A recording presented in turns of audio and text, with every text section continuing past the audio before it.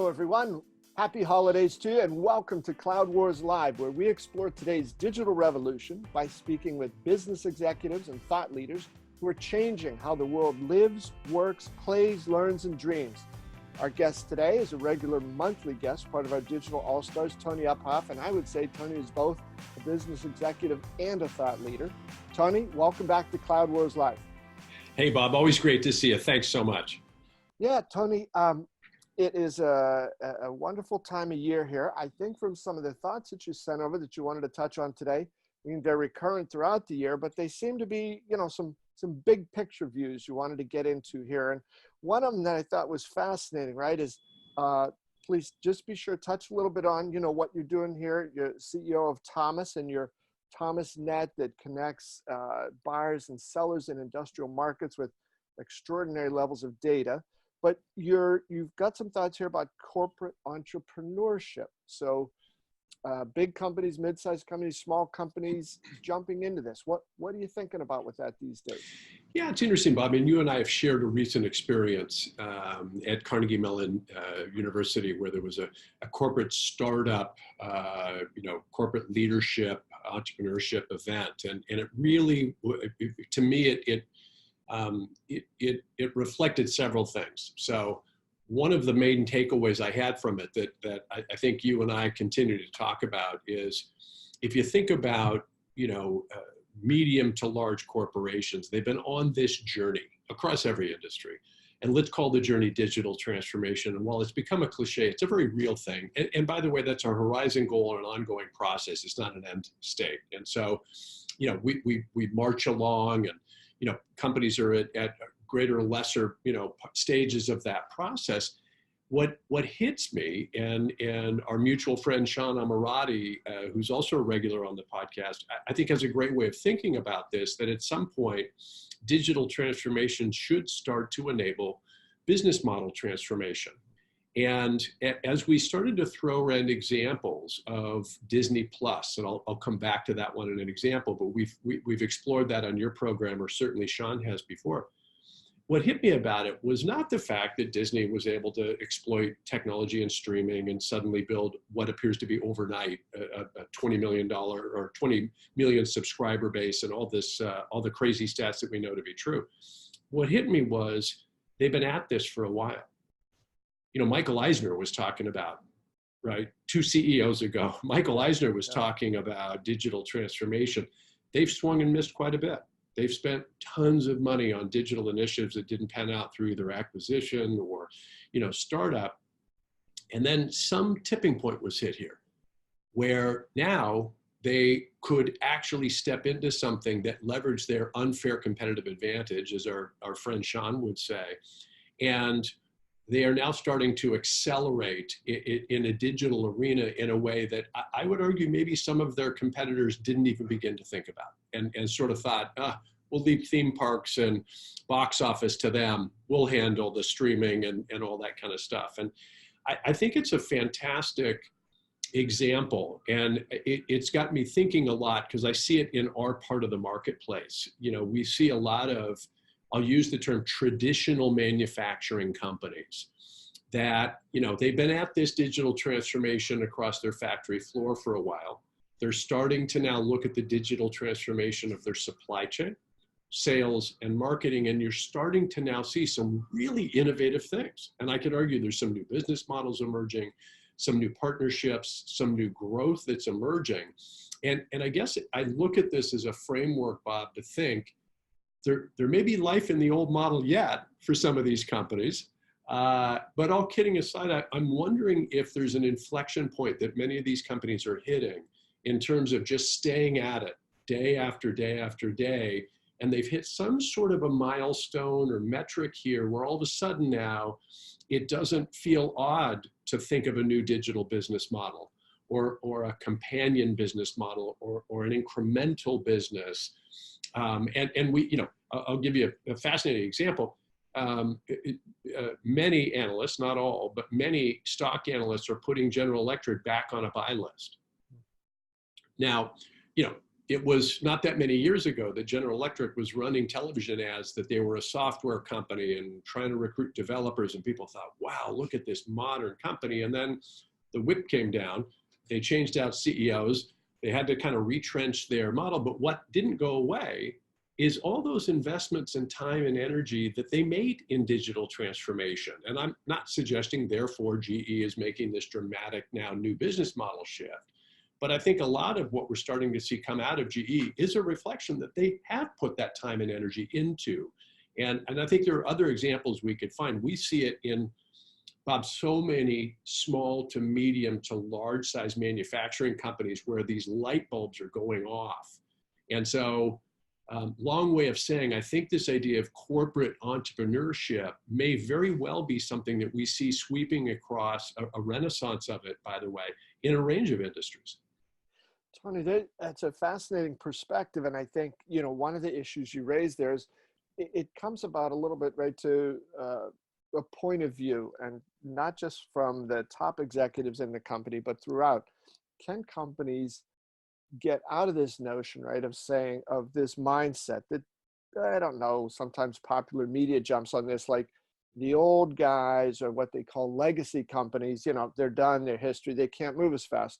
And if those big companies allow the game to be played on a field where only short-term speed and startup and digital stuff is the only currency, yeah, then they're going to lose. But what is some of these larger companies start to think about? I have relationships, you know, with the biggest companies in my industry in the world.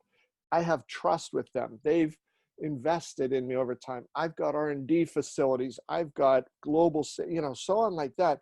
And it's almost like the power of incumbency is something those big companies have to fully embrace, along with this notion, as you've described it, Tony, of coming up into the modern world, building on the experiments that have been made over the last 5, 7, 10 years or so, and never losing sight of this. It's not a special project. It's part of how they operate. And the companies that can blend those two together, they are going to be that, you know, hog on ice that, you know, once it starts moving, you just try to stop it. Well, and isn't it funny that we're sitting here thinking, man, it almost looks like we're seeing elephants start to dance. I mean, this is really a remarkable thing in my mind. And I think you phrase it really well, Bob, where I think what happens is during periods of disruption, which, boy, it feels like an ongoing phenomenon today versus, you know, periods. But if you actually look at them, they tend to go in cycles where there's a disruptive series of technologies that come up, and then it kind of flattens out for a little while, and then we have another one, right? You know, we're going through a series of step changes, certainly in the industrial markets today around Industry 4.0 and, you know, digital technology converging with, you know, traditional industrial products and services. But I think you touch on something that's incredibly powerful, which is it's not either or, it's the additive nature of that. And I think that's the key here, because if I let go of some of my biggest strengths, which under the harsh glare of a fast moving startup might appear to be weaknesses, but if I give up on those and then I try to emulate the startup, you know, it's a bit of a fool's mission in retrospect, but we all get seduced by this. The other thing to bear in mind is you were talking about, you know, the benefits that, you know, if you flip around legacy we think of sometimes as a bad word. Legacy is not necessarily a bad word. If legacy means you put your head in the sand and you don't pay attention to disruptions, then it's a horrible thing. But I think if there's a legacy that's a deep and profound connection with customers, a long historic track record of dealing with the complexities of technical adoption and serving customers and those types of things, those are attributes that are really, really powerful and I think could be beneficial. The one other thing I would note here, Bob, and you and I have talked about this before, and I'll use streaming as a great example. What's not completely clear yet is if you take a company like Netflix, I don't know what the current metrics are, but it's something like I spend $1.50 to generate $1, right? So this is the equivalent of I feed that money into a vending machine and then I get a customer that comes out. But it, you know, if I stop feeding money into the vending machine, the customer stops, right? Or not. We don't know yet, right? You look at Uber, you look at, you know, there's a lot of these types of models out there. You start to look at some of these legacy companies that have got experience and have got relationships. And now that they appear, some of them, not all, are on the right side of harnessing the power of some of this technology to their existing business models, and then ancillary incremental services and products on top of that, we may be seeing kind of an interesting, I wouldn't call it a shift, Bob, but I would say I think we might actually be seeing an interesting era in the way some of these corporations can compete. Yeah, yeah. And Tony, I wonder if it's almost like they found a new gear that they can get into Yeah. if they put some of these things together. And I'm going to go back a little bit of ancient history here, but whether it was 12 or 15 years ago, but it's somewhere in that range. But I had a chance to go down to visit the Dell manufacturing plant just outside Austin. Yeah. And we were standing sort of up above this floor. I don't know how many football fields the whole giant assembly place took up, but it was massive. And one of our hosts from Dell said, you know, on that big bay door over there, it seemed like it was about a half a mile away. That's where the parts come in. And then that one over there is where the finished products go out. And we don't know what we're going to be making till that morning when the orders come in. And I said, wow, you must have a fantastic inventory control machine and all that to get all this here just in time before it comes through. And the guy looked at me like I was crazy. And he said, no, he said, we don't own the stuff until it passes through that door. He said, somebody else carries all that. As soon as it passes through, the ownership switches over to us, and then it goes out this way. That was 12 or 15 years ago. And it just required a company like that to think in a completely different way, change those models. And they're not being unfair about that. What they're saying is, I'm not going to be able to compete if I take the old model into this new era. So I'm going to find suppliers who are willing to hook up in this new model with me and do things in a different way. And again, that sense, your point here about the corporate entrepreneurship, thinking like the startup, thinking in different ways, thinking what's the best outcome, not necessarily how do we replicate the things we've been doing forever and just make them a little more efficient, even if that's eventually going to kill us. Well, and I think, Bob, one of the things, if you go back and study these, and I think Dell is a textbook example, how many times has Dell gone through reinvention and went private and, you know, all the different things that they continue to do to stay current and relevant, and acquisitions and new product launches. I think where you see oftentimes companies lose the beat is they see the opportunity in these new technologies. I mean, people forget, you know, Palo Alto Research Center was started by Xerox, for God's sake, right? So arguably Xerox invented the GUI as we know it, the mouse as we know it. You know, I can't remember if Ethernet was a part of that original PARC.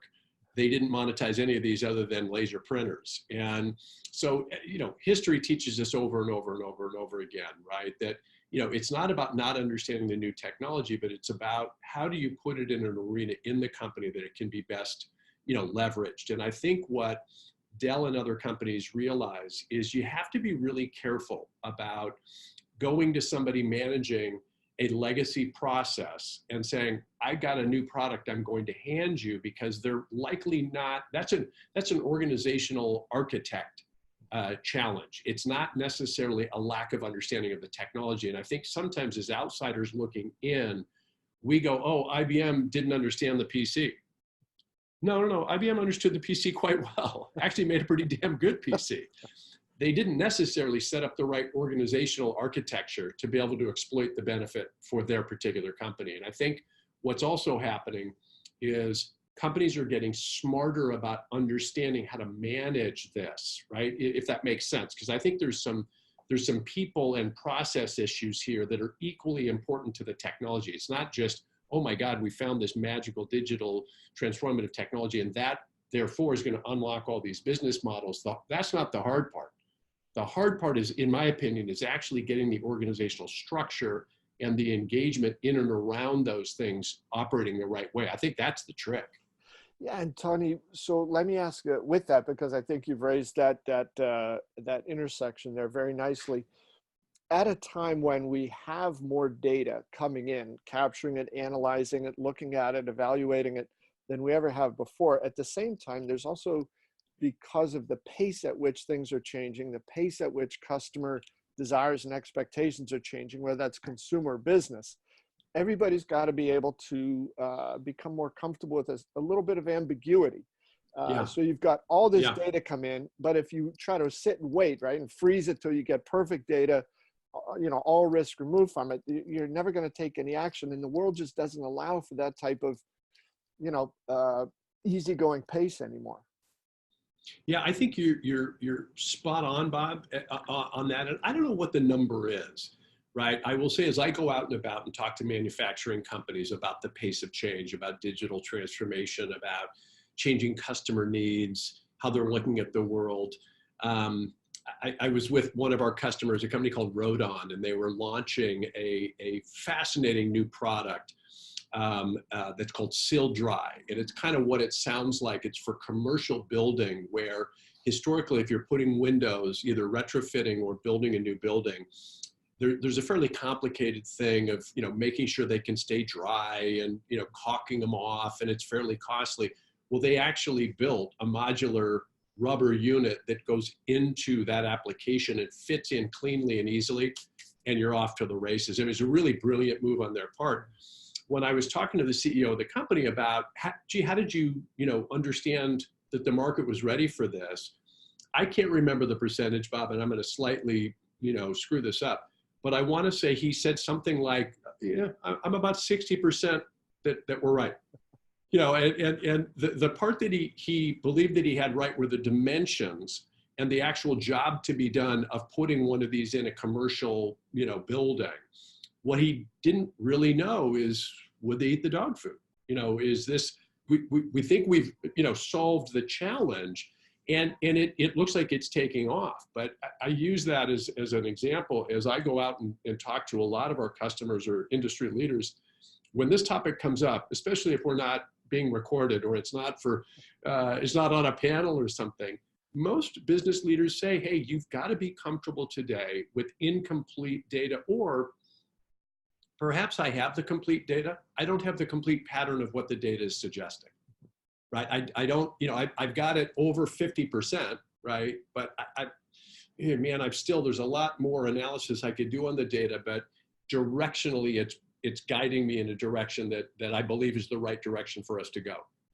Yeah, Tony, that brings to mind, and if you can get to 60%, 70, 75%, that's pretty healthy. But I think it's also informed, right? Isn't it? Would you say by somebody's level of exposure, if a decision maker, if he or she is spending all of his or her time inside the four walls of the company, in a way that's okay. But when you try to fill in that somewhat unknown or slightly unknown 25, 30%, you darn well better have an outside in perspective that gives you that best sense of, is this going to be the calamitous 30% that I don't know, or is this something that we can correct on the way?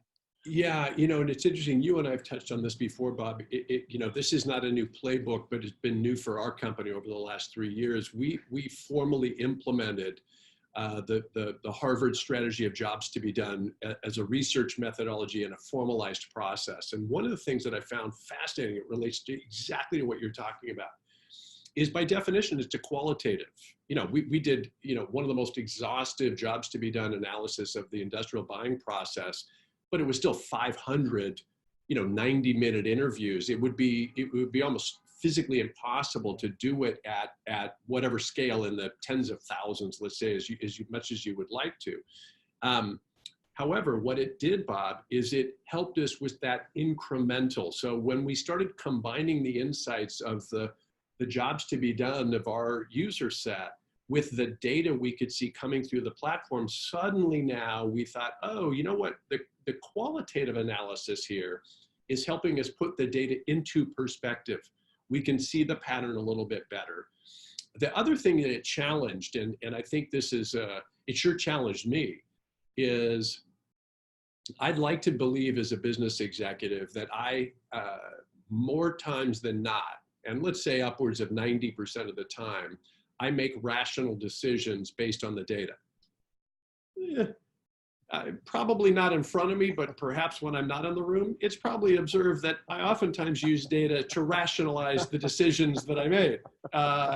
And so I think the point I'm making is I see this all the time too in our industry, in the manufacturing industry, because there's a lot of perception reality and a lot of different things that are going on as data is becoming more user friendly, more ubiquitous, more that we can start to make decisions based on it. I still see a tremendous amount of people making the same decision and simply using data to rationalize it, or to rationalize their cognitive bias or experiential bias, or worse yet, sunk cost bias, as opposed to really using it to, hey, is there something changing in my prospective customer or with my current customer, and what are those jobs to be done? So it's fascinating. I think it'll be amazing to watch the impact of this era of data on business with hindsight. Yes. You know, a decade from now, and to really see how far we get with it. Because I think we're still like kids with a hot rod, you know, to a certain extent with a lot of these data and analytic tools. And I think sometimes we're really using the data appropriately. Other times I think we're using it to rationalize what we do. Yeah. Yeah. Tony, I love that. And I would just ask, you know, your thoughts on one other point here. I think in, you know, the things we've talked about here, the changing level of desires and expectations of customers, the need for these truly data-driven organizations and insights, that sense of being able to operate with some ambiguity, the rational types of decision-making. If those are your objectives, but you take to that initiative, or you take to that new undertaking, that old-fashioned organizational model you talked about, where there are departments and silos, where you cannot avoid people seeing incomplete parts of the picture. It's a terrible, terrible handicap you're putting around yourself. And those walls have to come down so that end-to-end visibility, everybody understands what the customer's doing, why operations has to do this, why engineering's doing that, why the service team is, you know, requesting some different ways of engaging. So CEO of Thomas, you know, working with a lot of these companies, do you have a sense of how well equipped companies, you know, your sense today, where are they? Are they getting this? Are they getting the new type of organization along with all this new data-driven, data-accelerated model?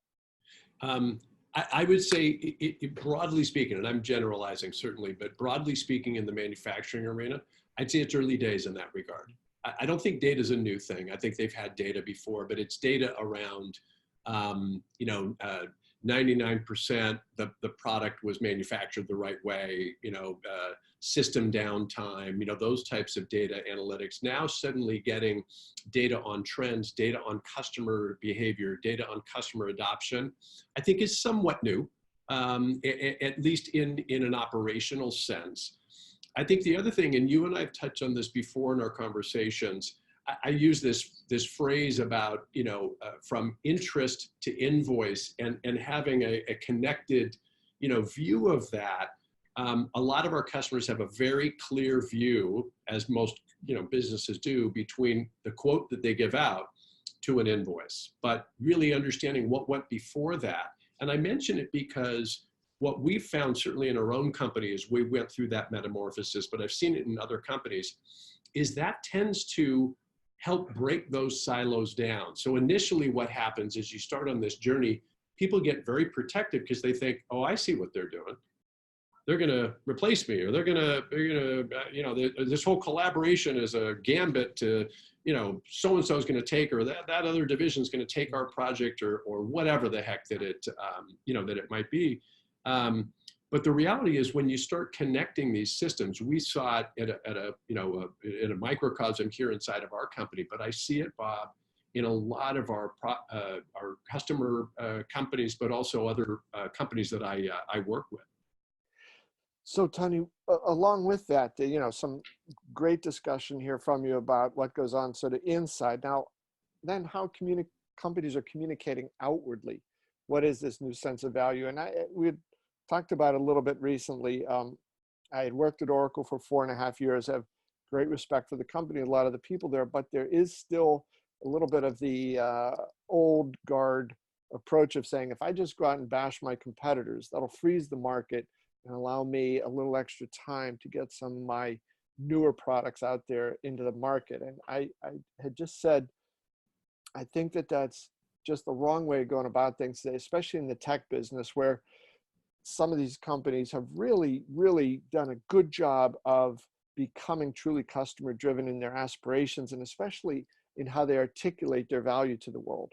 So I know this is something you've studied closely, throughout your career and at Thomas. What do you think about this whole thing of a new type of narrative coming up? I think it's a big deal, Bob, and I think it's a bigger deal than most people are realizing at this stage. And I'll give you a real simple example. And if you don't mind, I'll use the example of the company you just brought up. My day-to-day engagement with Oracle was really back in the 90s, when I was coming of age in the publishing industry, and they, just like they are today, they were a, large, powerful company. Back then, they could dictate the narrative, and the narrative was about the speed of the database. And my database is faster than your database. And because this was not new technology, but at an enterprise level, we were adopting these technologies quite quickly. That was a narrative that was worth, positioning around. And it was also something that customers, to a greater or lesser extent, paid attention to. And then we started to see the market move a little bit around, hey, I'm using this technology towards a business use case. And so I think back then, Oracle kind of got the idea of how to go in and focus on a business use case. But I don't know if it was ever really culturally ingrained in how the company operated. Jump forward to today, and you've got a lot of very nimble, agile companies that I would argue, Bob, were built from the ground up based on current jobs to be done from these customers. And I think what ends up happening is in the narrative, we're in an era where, as you and I were talking a few minutes ago, we're talking about making decisions on incomplete data. We're talking about transparency in these things. I guarantee you, as various people watch this, they're going to nod their heads because that's the world they live in too. So to openly pretend that you're, focused on something that's not actually true makes you look like the old guy screaming, "Get off my lawn," in an era where I think, not just millennials, we all yearn for a bit more authenticity and transparency. But more importantly, I think, is the thing you're focusing on, which is, hey, enough about you. How about me? I'm the customer. I want to see you understand my jobs to be done, and I want to see you communicate with me that you really do understand those things, because that's what I'm buying, is your ability to help me with the jobs that I need to get done, not the fact that you're bigger or smarter or better than your competitors. But look, old habits die hard. These incumbents like Oracle are not going to go away. I'm not saying that. But boy, I think I think the lyrics of the narrative have changed. And I think they're singing an old songbook that doesn't resonate with customers anymore. Yeah, Tony, in there, there was a sort of a bond, or was it almost like a very close-knit community for a long time, right? Oracle made intensely, and many of these other tech companies as well, they made intensely technical products. They sold them to an intensely technical audience using intensely technical language. It was product out, and it went that way. And it's just wildly different today. You're involved, right, in a lot of the technology buying decisions there for your company, and the leaders that you speak to from industrial markets, more and more so that way. So it is funny, and I think it's good lesson for everybody in every sort of industry to sit back and say this: am I thinking about this from the inside out view? Am I seeing it from the outside in? And that influences everything from how companies present ourselves to the outside world, to how we structure ourselves internally, how we're able to close that gap of that last 20% of ambiguity.